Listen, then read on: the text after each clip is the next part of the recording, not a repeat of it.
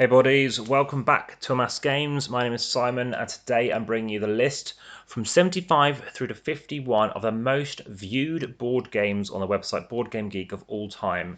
We're already into the 2 millions already.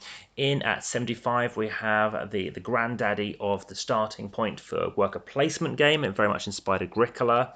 The designer of Agricola, Uwe Rosenberg, a designer I've played over 30 of his games, who literally played this game every night for 2 weeks straight. Very good game, very enjoyable. K-list at 75. Next up, we have Too Many Bones. It's a dice building RPG. I haven't played it yet, would love to. Then we've got Ark Nova, now currently 4th on BoardGameGeek at time of recording, a work placement game. And that's the newest of all the games on here. It's 2022 currently. So, a game by Jason C. Hill. I have played this. This is great. It's my favourite dungeon crawler. This is Shadows of Brimstone.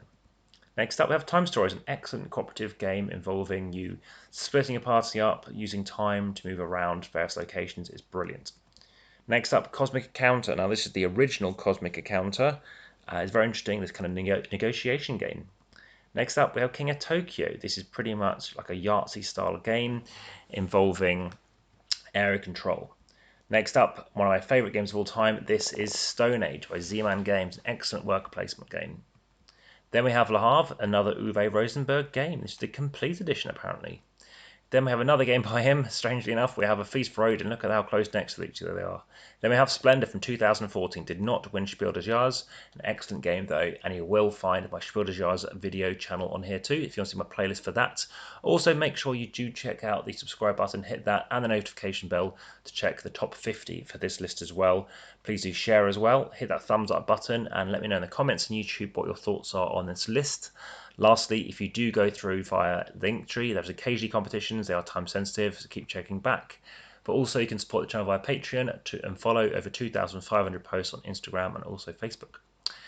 Please now keep an eye out for this great other worker placement game, Lords of Waterdeep, the board game. Now, this is a Dungeons & Dragons game for 2 to 5 players, ages 8 to 12 plus, and it's fantastic.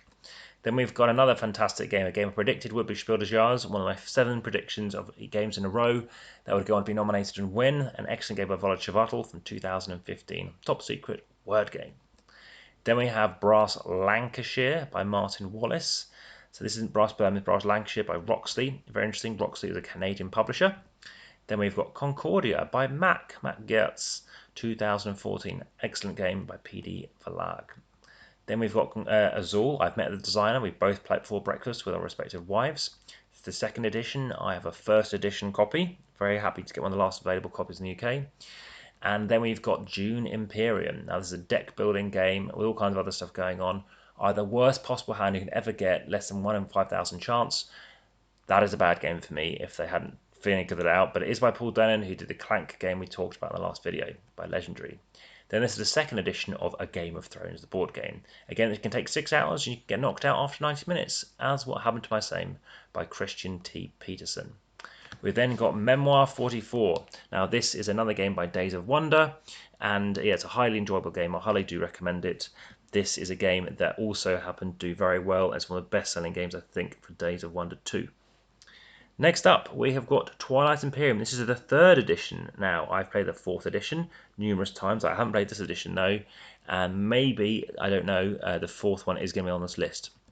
Then we've got Rising Sun, a big area control game by Eric M. Lang, who I don't know if he designed it when I was in Singapore at the time. But yeah, this is by Simon, a huge monster game. I've played lots of the monsters as well. We've then got 7 Wonders Duel. Now, 7 Wonders Duel is the follow-up to 7 Wonders. I still prefer 7 Wonders just because of the luck I get with the cards sometimes compared to Draft, which you can mitigate. Anton Bowser and Bruno Cathala. Another great job here. Another great designer, Bruno Cathala, I mentioned before. Then we've got Brass Birmingham. Well, look at that. They are both on this list in this location. And then we've got another Uwe game. We this time got Caverna. This is Caverna the Cave Farmers by Lookout Games. I very much like the Forgotten Photic expansion. The 1st expansion, the 2nd one just coming up. And rounding us off in at 51, we have this traitor game, cooperative traitor game called Battlestar Galactica, the board game, BSG by Fantasy Flight. Out of print. You can now get on Thunderball though, and this is a game by Corey Kaniska. Well, I hope you found that of interest. Please let me know as always. For now, back to the table.